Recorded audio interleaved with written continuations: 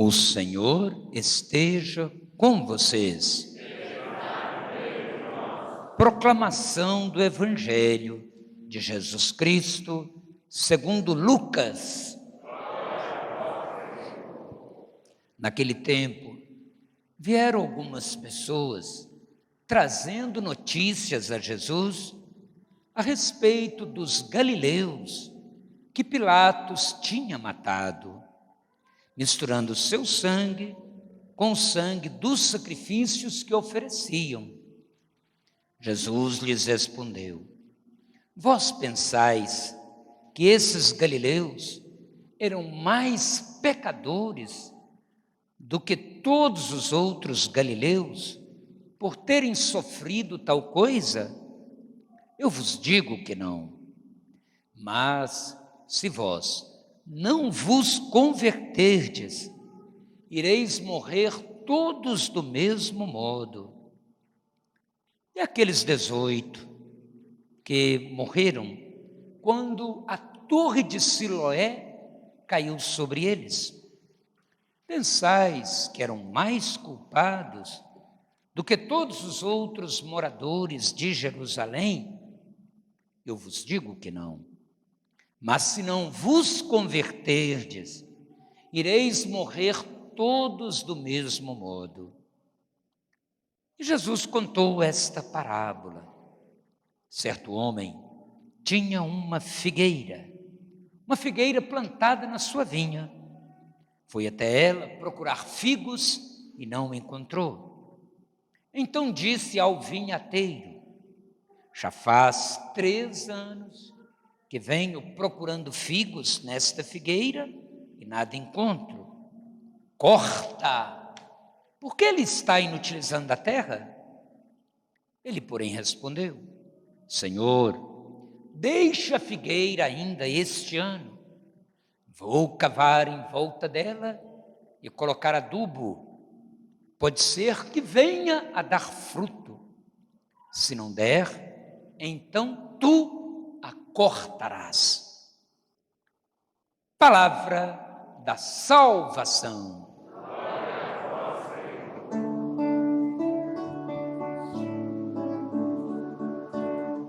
Eis o dia de conversão, eis o dia da salvação.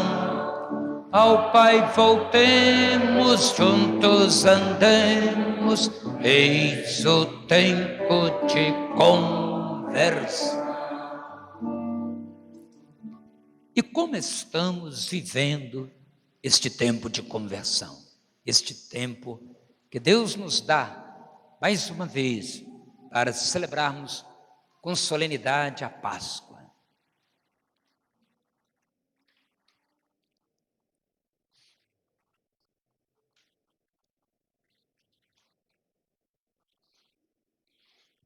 Irmãos e irmãs, já não são mais 40 dias de preparação para a Páscoa.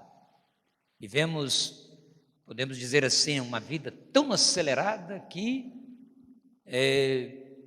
as coisas vão se sucedendo. Quando as pessoas estão preocupadas com muita coisa, quase não tem tempo para nada, uma correria daqui e dali. Por outro lado, a gente vê outra situação de uma população tão sofrida, parecendo que as coisas não mudam, mesmo desde aquela época de Moisés, quando apacentava o rebanho, leva esse rebanho para o monte, lá no Horebe, tem uma visão maravilhosa de Deus, escuta Deus chamando: Moisés, Moisés. Moisés atende o chamado, e Deus se revela como Deus de Abraão, Isaque, Jacó, esse Deus no qual acreditamos. Nós somos a descendência desse povo que começou nessa revelação lá atrás com Abraão, depois passando para os outros patriarcas, e agora Moisés recebendo esse chamado. E qual é o chamado que Moisés recebe? Para libertar. Porque Deus, como acabamos de escutar, está aí no folheto, o mesmo leitura que está no lecionário dominical. Deus viu o sofrimento desse povo desses descendentes que Deus chama, é o meu povo que está sofrendo, na mão dos opressores, a dureza desses opressores. Mas será que Deus chamando Moisés, depois os profetas, e o próprio Filho de Deus, Jesus Cristo, bom Jesus, verdadeiro Deus, verdadeiro homem, como rezamos há pouco no Salmo, que ainda é antes de Jesus, o Senhor é bondoso, compassivo, não nos trata conforme as nossas faltas, Ele vem curar os doentes, vem trazer vida, trazer esperança.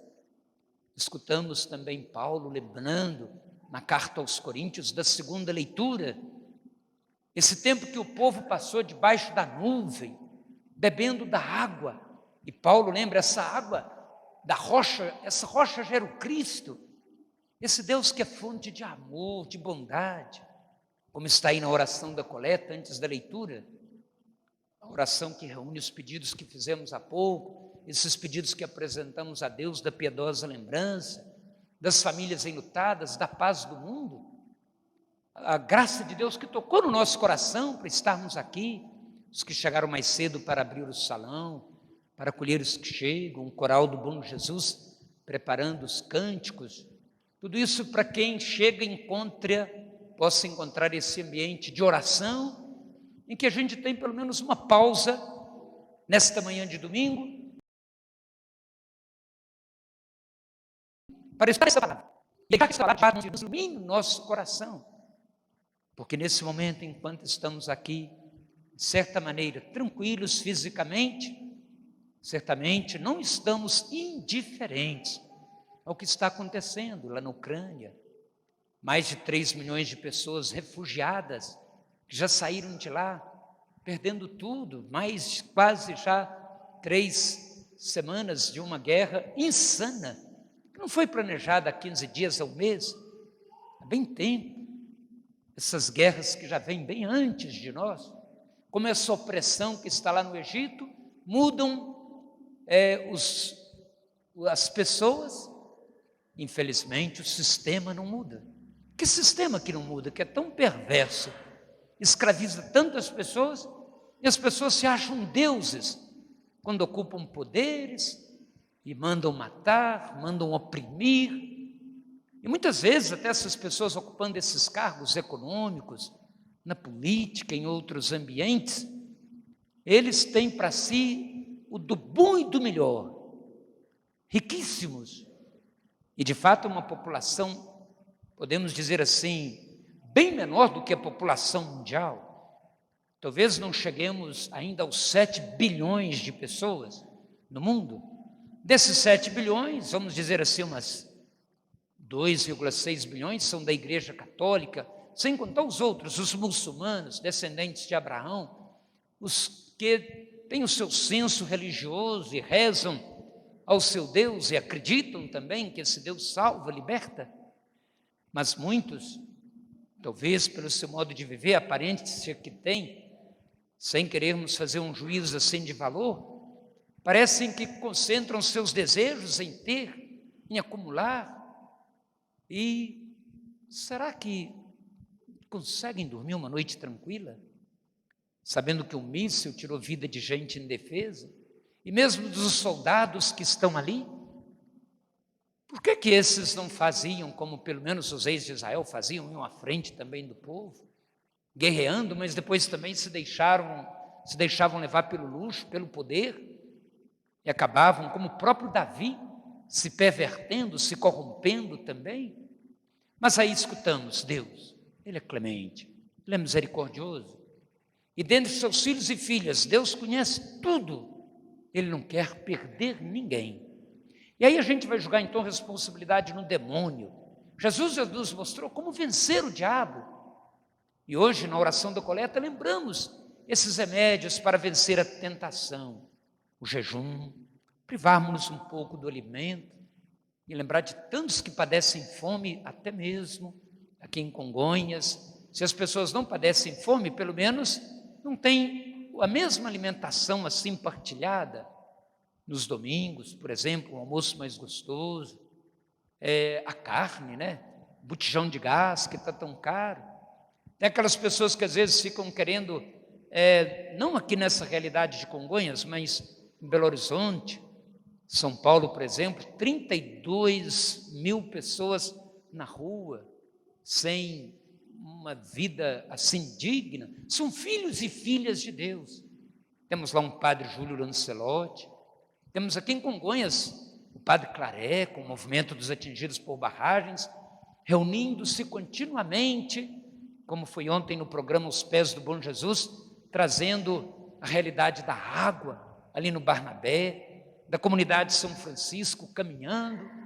Então, são esses profetas, esses Moisés de hoje, esses Abraãos, que Deus continua chamando, e através dessas pessoas, e também podemos dizer de nós que viemos à missa, à Eucaristia, através também do nosso testemunho dentro da nossa casa, a paciência que às vezes o marido precisa ter com a mulher, e vice-versa com os filhos. Ainda há pouco, uma das pessoas assim dizia, dessa dificuldade às vezes de chamar alguém da família para fazer a sua confissão, pessoas que às vezes até pouco tempo frequentavam a igreja, participavam, e aí, enquanto isso, esse mal se alastrando. Mas a palavra de Deus é palavra de vida, de esperança, e quando levam para Jesus aquela notícia dos galileus que haviam sido mortos violentamente por Pilatos, da torre que cai sobre 18 pessoas, Jesus faz o questionamento. Essas pessoas que morreram são mais culpadas do que os que viveram? Jesus disse, eu afirmo que não. E aí chama atenção para a conversão. Se não vos converterdes, aquela gente, para nós hoje, o que significa então essa conversão? Essa conversão, ela precisa ir à raiz. Realmente nós não sermos indiferentes, como Paulo chama a atenção, para fatos passados e presentes que acontecem, e assumir também a nossa responsabilidade, além, é claro, de rezar, de oferecer as ofertas na hora da missa, o dízimo, de fazer o bem, de fazer o que está ao nosso alcance, mas de também assumirmos essa corresponsabilidade, porque se essas pessoas que estão provocando tanto mal, mais do que aqueles e aquelas que sofrem, Deus é que vai dando essa força para as pessoas aguentarem firmes, mas uma hora tudo vai passar, todos chegaremos à presença de Deus. E aí Jesus contou a história da figueira, que ficou 3 anos sem produzir frutos, talvez lembrando o tempo de Jesus, 3 anos pregando, curando, libertando, ressuscitando, chamando a atenção das autoridades que eram injustas, opressoras. E Jesus fala, agora está na hora de buscar os frutos. Mas os frutos não vêm.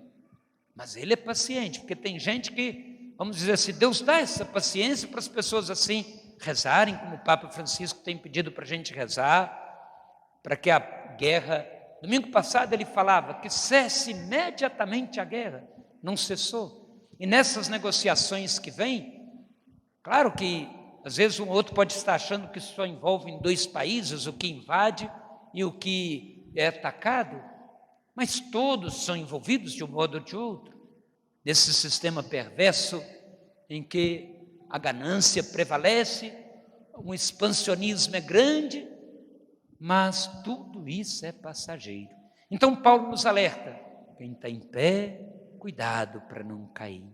E hoje somos nós, os cristãos de hoje, mas os que também não são cristãos, mas que têm também inteligência, liberdade, ou pelo menos quando conseguem ter esses direitos à liberdade, ao ir e vir, a falar, a escutar, temos a campanha da fraternidade, para falar com sabedoria, ensinar com amor e viver essa educação, que começa no berço, na família, mas também tem as instâncias das escolas, das universidades, então dos professores, que também em Minas Gerais alguns colégios do estado fazendo greve, muitas vezes a vida vem só na luta pelo financeiro, mas essa luta religiosa que os cristãos são chamados a abraçar, tem a oração, a penitência, a caridade, que significa também solidariedade, justiça, fraternidade. Então é tempo de conversão, ainda é tempo. Deus está nos dando esse tempo. Até quando? Mais um ano? Mais 3 anos? Quanto tempo? Deus está nos concedendo para continuarmos vivendo a missão que Ele nos concede e produzirmos frutos. Pensemos por alguns instantes.